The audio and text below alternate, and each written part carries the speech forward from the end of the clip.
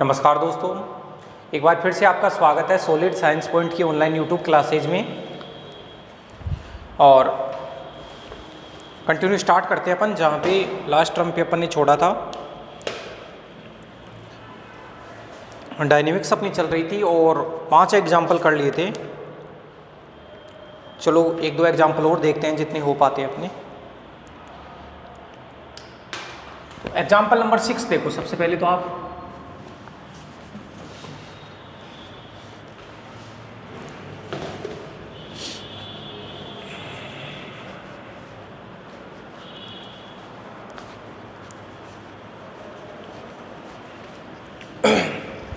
देखना, एक कण मूल बिंदु से प्रारंभिक रेखा की दिशा में, जो इनिशियल जो लाइन होती है OX जिसको अपन बोलते हैं, OX की दिशा में F/W वेग से प्रस्थान करता है। मूल बिंदु के सापेक्ष अचर कोणीय वेग W है और अचर ऋणात्मक त्वरण -F से चलता है। चलो जैसा जैसा अपन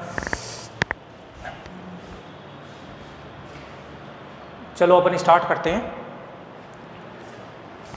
एग्जाम्पल नंबर 6,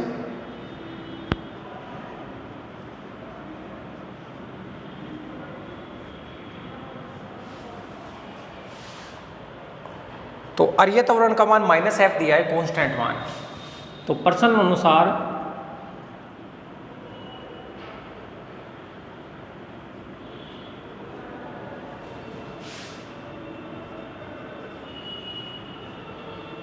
अर्य त्वरण -F और -F और ये जो मान है वो है अचर, ये अर्य त्वरण है। अब अर्य त्वरण अपन जानते हैं होता कितना है, R⋅ minus R theta dot square, उसका मान -F है। देखना, इसको दोस्तों अपन ऐसे लिख सकते हैं, d2R upon dt square minus R d theta upon dt square equal to -F, equation 1। ठीक है। क्वेश्चन के अंदर कुछ और डाटा अपने को दिया है, और डाटा अपने को दिया है कि अचर कोणीय वेग ओमेगा से चलता है। यह भी दिया गया है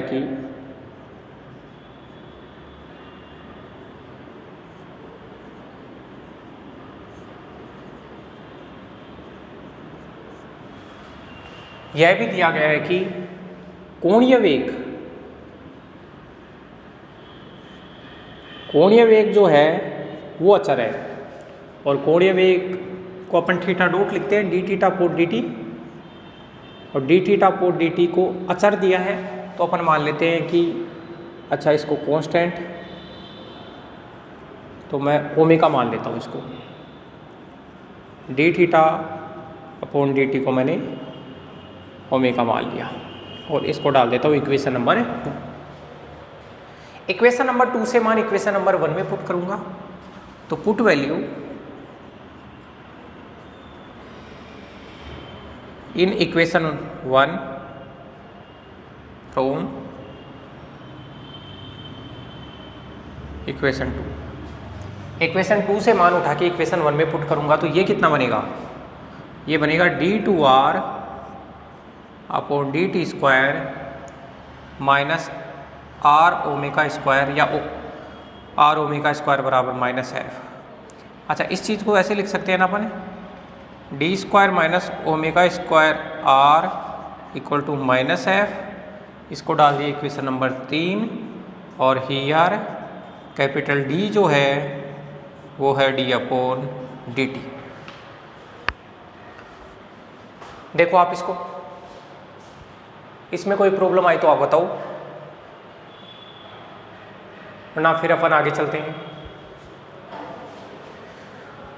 ओके। अब दोस्तों ये जो है, अच्छा इधर मैं नोट कर लेता हूँ यहाँ तक का पोर्शन, ताकि फिर पता रहेगा कि भाई इसके लेफ्ट में अपने को नहीं जाना है, इसके राइट में,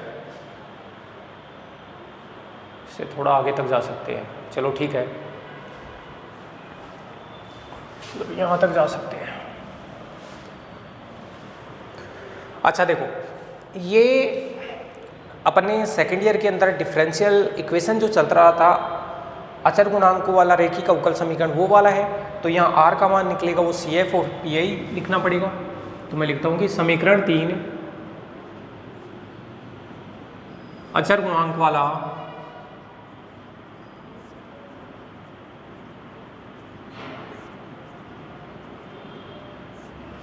रेखी का अवकल समीकरण है।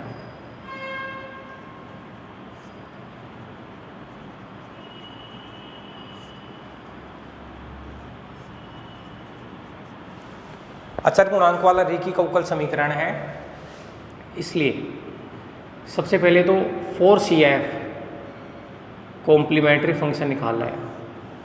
अब कॉम्प्लीमेंट्री फंक्शन निकालना है तो d की जगह m पुट किया जाता है, तो वहाँ से m square minus omega square बराबर 0, तो m का मान आया प्लस माइनस ओमेगा, इसलिए जो CF हुआ वो C1 e की power omega T C2 e की पावर माइनस ओमेगा टी। भाई इसके कोरस्पॉन्डिंग इंडिपेंडेंट वेरिएबल t है, तो ये अपन ने CF लिख दिया। और 4PI पार्टिकुलर इंटीग्रल और निकालना है, तो PI क्या होता है, PI बराबर 1/FD। 1/FD करोगे तो ये FD है, D का फलन जिसको कहा जाता है, सेकेंड ईयर में पढ़ के आए थे ना ये सारा का सारा, और ये माइनस का F। जैसे मैं आपको बता देता हूँ कि कोई भी डिफरेंशियल इक्वेशन FDy बराबर QX ऐसे होता है। FD को 0 के बराबर करके तो CF निकाला जाता है, और जो PI निकाला जाता है वो क्या किया जाता है 1/FD, और अगर इंडिपेंडेंट वेरिएबल t है तो 1/FD इंटू QT। ऐसा करने से PI निकाला जाता है। ये सेकेंड ईयर में 3rd चैप्टर में पढ़ के आए थे डिफरेंशियल इक्वेशन में। अब दोस्तों ये कांस्टेंट है -f, तो -f को तो आगे ले लो और आप इसको लिख दो d square minus omega square into 1, और -f 1/d square minus omega square, 1 को e की पावर 0t लिख सकता हूँ। ठीक है, अब ऐसा अपन ने पढ़ा था कि d square plus a square और e की पावर bt हो, और तो d की जगह, इस d की जगह ये b रख दिया जाता है अगर हर इसका नॉन जीरो बने। अगर b square plus a square का मान अगर नॉन जीरो बने ना, तो इस d की जगह सीधा b को रिप्लेस कर दिया जाता है। ये भी PI निकालने के, CF और PI निकालने के तरीके अपन ने सेकेंड ईयर में पढ़े थे। तो उस हिसाब से आप d की जगह 0 पुट करोगे तो माइनस का f ये बन गया 0 माइनस ओमेगा स्क्वायर, और e की पावर 0t का मान 1 होता है, तो कुल मिला के ये बन गया f upon omega square. Minus minus plus हो गया f अपॉन ओमेगा स्क्वायर। तो ये अपना PI आ गया। इसलिए सॉल्यूशन ऑफ इक्वेशन 3 का जो सॉल्यूशन होगा R बराबर होगा CF प्लस PI। CF कितना है, C1 e की power omega T plus C2 e की पावर माइनस ओमेगा टी, और PI ये रहा f अपॉन ओमेगा स्क्वायर। ये अपना R का मान आया। ठीक है, इसको डाल दिए इक्वेशन नंबर 4। एक बार मैं R डॉट भी निकाल लेता हूँ। R डॉट का मतलब होता है t के सापेक्ष अवकलन, तो इसका करेंगे तो C1 ओमेगा e की power omega T minus C2 omega e की पावर माइनस ओमेगा टी, और इसको डाल दिए इक्वेशन नंबर 5। भाई C1 ओमेगा e की पावर ओमेगा टी, इसका माइनस ओमेगा आगे आ गया, और f अपॉन w स्क्वायर का कितना हो गया 0। अब दोस्तों मेरे को C1 और C2 की वैल्यू निकालनी है, और C1 और C2 की वैल्यू निकालने के लिए कुछ कंडीशन मेरे को दी गई है। चलो आप इतना तो कीजिए, फिर अपन आगे बढ़ेंगे।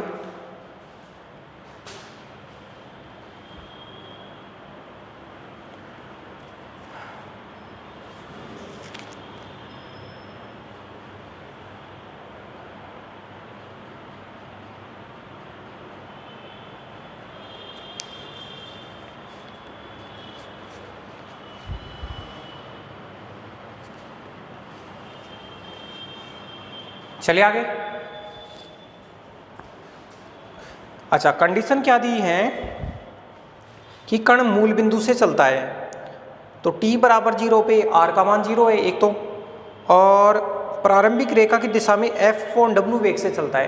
प्रारंभिक रेखा की दिशा में वेग अरिय वेग होगा, स्टार्टिंग में वहाँ पे गति कर रहा है। तो मैं क्या लिखूंगा यहाँ पे, सुनना एक बार, कंडीशंस गिवन कंडीशंस, दी गई शर्तें। जब t बराबर 0 है, प्रारंभ में t बराबर 0 है, तो एक तो थीटा का मान 0 है, t बराबर 0 है तो थीटा का मान 0 है, और r का मान भी 0 है। भाई कण कहाँ पे है, मूल बिंदु पे है। ये क्वेश्चन में दिया है कि प्रारंभ में कण मूल बिंदु पे है, तो प्रारंभ की जब भी बात होती है तो प्रारंभ में थीटा बराबर 0 और t बराबर 0 लिया जाता है। उस केस में r का मान भी 0 है, क्योंकि कण अपना मूल बिंदु पे है। और प्रारंभिक रेखा की दिशा में F/w वेग से प्रस्थान करता है, तो इसका मतलब अरिय वेग हो गया वो F/w हो गया। प्रारंभिक रेखा की दिशा में गति कर रहा है, और प्रारंभिक रेखा मतलब OX की दिशा में गति कर रहा है, तो और कितने वेग से गति कर रहा है, F/w वेग से। इसका मतलब अरिय वेग अपने को कितना दिया है, F/w। बस इन कंडीशन का यूज करना है, कण के पथ का समीकरण बताना है। तो ये कंडीशन क्या काम में आएंगी, ये जो t बराबर 0, प्रारंभ थीटा बराबर 0, r बराबर 0, r डॉट, ये C1 C2 की वैल्यू निकालने के काम में आएंगी। तो put in equation 4, then we get, equation 4 में पुट करेंगे। अच्छा 4 तो ये ऊपर वाला है, तो r का मान 0 पुट करो साहब यहाँ, तो 0 बराबर t की जगह 0 पुट करेंगे तो C1 प्लस C2, और ये कितना है, F/ω²। तो कहने का मतलब C1 प्लस C2 बराबर माइनस का F/ω²। एक तो ये आया। अब इसके अंदर r डॉट का मान F/ω, इक्वेशन 5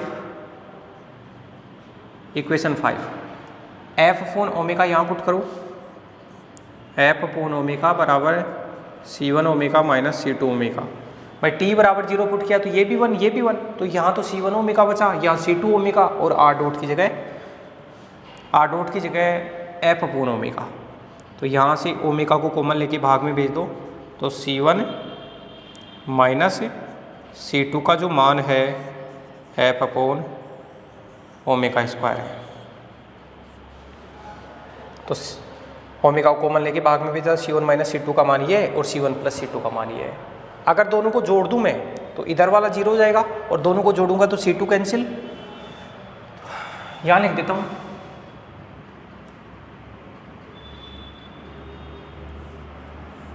C1 तो 0 इसको और इसको जोड़ने से, और अच्छा C1 0 हो गया तो फिर C2 ऑटोमेटिक कितना हो गया, माइनस का F/ω²।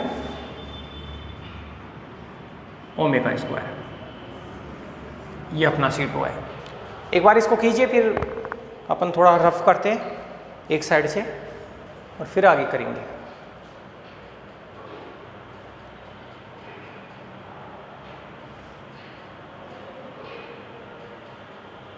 चले, ओके। यहां से मैं थोड़ा हटा देता हूं।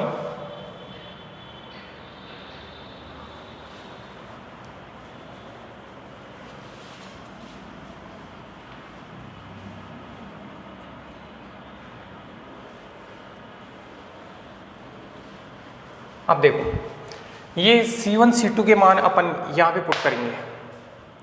देन इक्वेशन 4,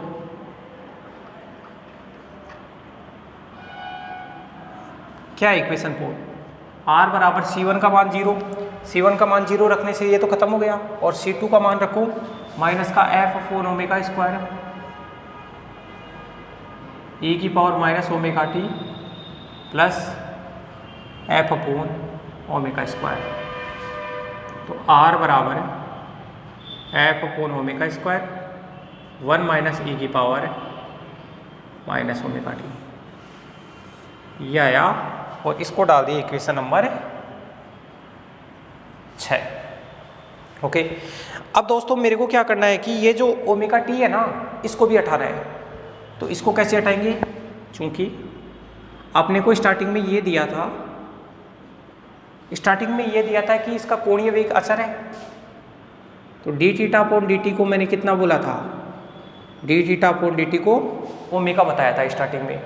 तो यहाँ से आप लिखोगे तो डी थीटा बराबर ओमेगा डी टी, तो थीटा का मान ओमेगा टी प्लस C1, अच्छा C1 C2 तो आगे C3 मान लो।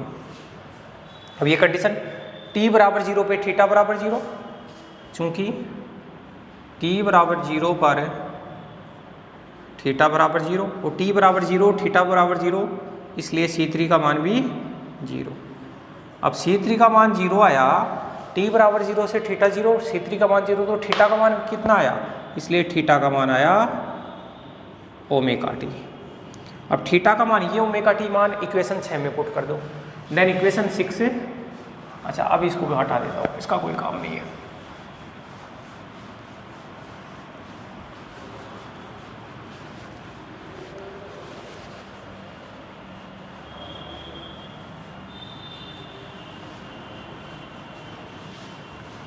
देन इक्वेशन 6,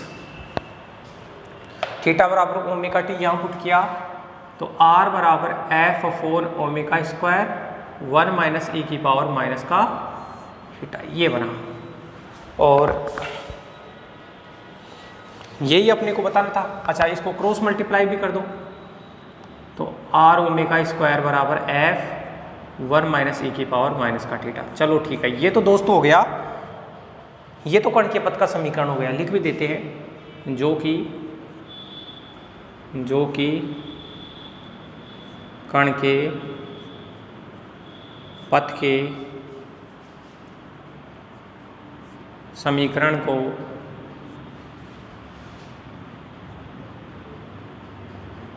निरूपित करता है, जो कि कण के पथ के समीकरण को निरूपित करता है। अच्छा एक पार्टिकुलर केस हो रहा है, इसमें पार्टिकुलर केस या फिर इसे स्पेशल कंडीशन बता दे। ये बताना है कि अरिय वेग की दर कभी भी ऋणात्मक नहीं होती है, किंतु इसकी सीमा शून्य की ओर अग्रसर होती है। इसका मतलब क्या है, देखो दोस्तों, चूंकि स्टार्टिंग में अपने को ये दिया था कि d2r upon D T square minus r omega square बराबर माइनस एफ। ये इक्वेशन देखना आपको मिल जाएगा स्टार्टिंग में, भाई d2r upon D T square minus r D theta upon D T का स्क्वायर माइनस एफ था, फिर D theta upon D T की जगह ओमेगा पुट किया था, तो ये बन गया था। तो यहाँ से d2r upon D T square minus इस r ओमेगा स्क्वायर का ये मान उठा के यहाँ पुट कर दो, तो f 1 माइनस ई की पावर माइनस थीटा बराबर माइनस एफ। तो यहाँ से ये बना d2r upon D T square minus F plus F E की पावर माइनस थीटा बराबर माइनस का एफ, और ये तो इससे कैंसिल हो गया। तो यहाँ से बना d upon D T D R upon D T, और इसको इधर लेके आएंगे तो माइनस का एफ ई की पावर माइनस थीटा, ये बन गया। इसका मतलब क्या है, इसका मतलब ये है कि ये क्या है अपना D R upon D T और उसका डी अपॉन डी टी, तो ये क्या है अपना अरिय वेग, और अरिय वेग में अरिय वेग आर डॉट का मान अरिय वेग, और ये डी अपॉन डी टी लगा दिया, इसका मतलब अरिय वेग में परिवर्तन है, और इस अरिय वेग में परिवर्तन का मान कितना है, नेगेटिव। तो मैं लिख देता हूँ अर्थात अरिय वेग में, ये अरिय वेग में परिवर्तन की दर है, अरिय वेग में परिवर्तन की दर सदैव ऋणात्मक रहती है। अरिय वेग में जो परिवर्तन की दर है वो सदैव क्या रहती है, नेगेटिव रहती है। तथा अगर थीटा का मान इन्फिनिटी पे लेके जाएंगे, थीटा गोज टू इन्फिनिटी पर, अगर थीटा का मान इन्फिनिटी लेके जाएंगे तो ई की पावर माइनस इन्फिनिटी बना, वो जीरो बना, तो ये कितना हो जाएगा d2r upon D T square. अरिय वेग में परिवर्तन की दर है वो किधर जाएगी, जीरो की तरफ। तो मेरे को ये भी बताना था कि ये अरिय वेग में परिवर्तन की दर हमेशा नेगेटिव होती है, तथा थीटा गोज टू इन्फिनिटी पे ये दर किसकी तरफ जाती है, अपनी शून्य की तरफ जाती है। तो इस प्रकार से दोस्तों अपन ने एक एग्जाम्पल नंबर 6 था उसको पूरा किया है। आप इसको देखिए और कोई परेशानी आई तो आप बताना। वीडियो को लाइक करें, चैनल को सब्सक्राइब नहीं किया तो सब्सक्राइब करें, बेल आइकन को दबाएं जिससे न्यू वीडियोज़ की नोटिफिकेशन आप तक पहुँचे। और इसको रीस्टार्ट करके देख लिया करो अगर कहीं भी प्रॉब्लम है तो, वरना जो अपनी ऑफलाइन क्लासेज के बच्चे हैं वो ऑफलाइन क्लासेज में पूछ सकते हैं। अगर कहीं पे भी कोई प्रॉब्लम है तो करो सब लोग इसको।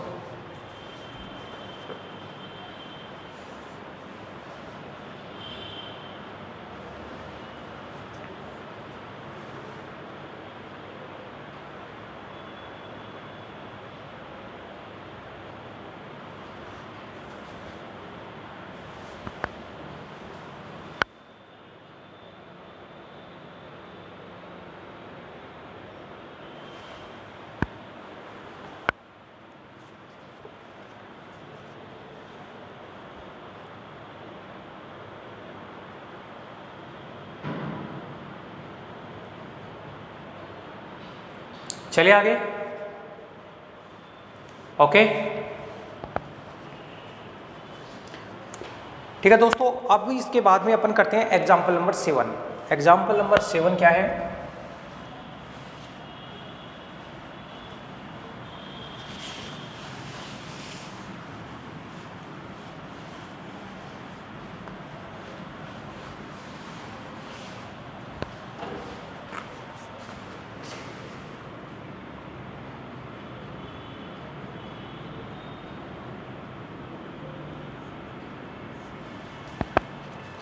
एक समतल वक्र में गतिमान बिंदु का मूल बिंदु के सापेक्ष कोणीय वेग अचर है, कोणीय वेग को चर दिया है।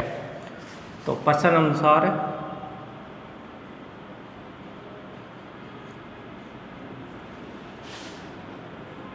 कोणीय वेग,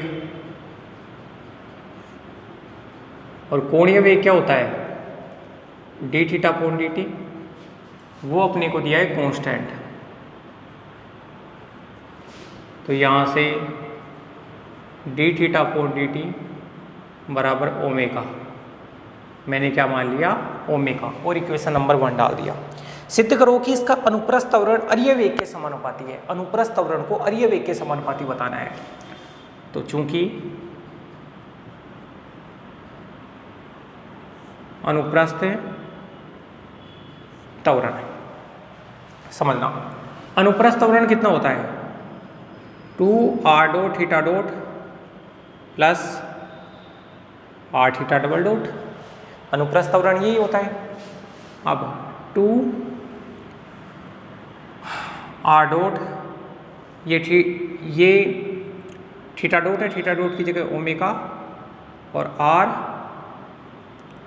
D upon D theta, D upon D T, और D theta upon D T.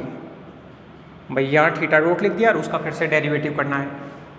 तो ये 2r dot omega plus r D upon D T, और D theta upon D T का मान ओमेगा है, तो इसका मान ओमेगा का परिवर्तन 0 हो गया, तो ये तो 0 है, तो कुल मिला के 2r डॉट ओमेगा।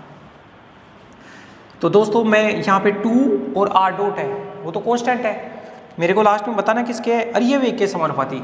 तो इसको मैं हटा देता हूँ और यहाँ पे r डॉट लिख देता हूँ। ये समानुपाती का चिन्ह है, अल्फा नहीं है, ये किसका चिन्ह है? समानुपाती का।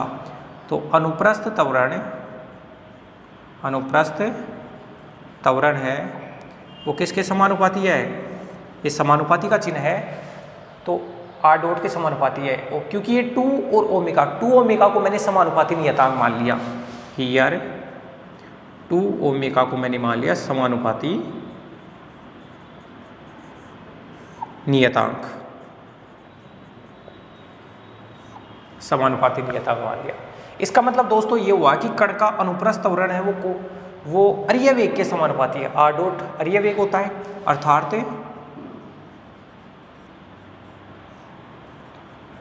कण का अनुप्रस्थ त्वरण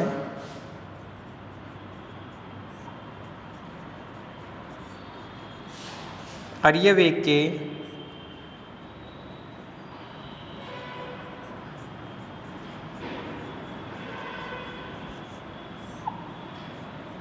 समानुपाती है।